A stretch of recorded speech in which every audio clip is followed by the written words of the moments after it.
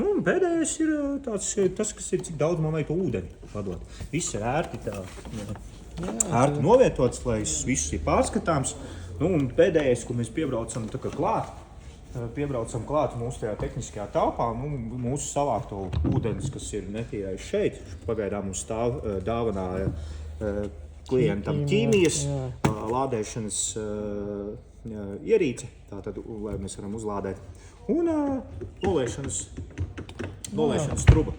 Tātad tas arī atzīmāts ar dzeltenu un domāts ar to, ka mēs, arī, ka jūs varat ar kaut ko darboties ar to, te jūs varat izliet. Jā, bet tā ērti piebrauc, viņu ieliec.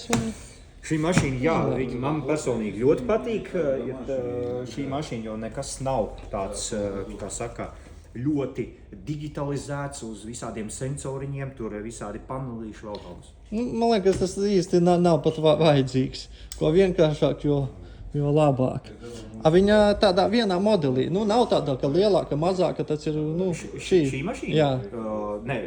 Kopumā ņemot tā, mašīnas ir dažādas, ir dažāda lieluma. Bet šis modelis ir tāds, kāds viņš ir. Viņš ir pelēkā krāsā, viņš ir melnā krāsā, un atšķirības vēl ir nedaudz komplektācija, kad ir aprīkots ar lītija tipu akumulatoriem vai gēli. To nosaka, tā kā saka, tehnoloģija un cena, kas klientam ir nepieciešams.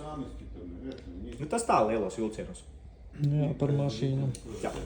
Pabraukt? Nekad nav strādāt. Nē, pabraukt nebraukšu. Pamēģināt, kā ir uz viņas. Es pat gribētu, lai tu pabrauc.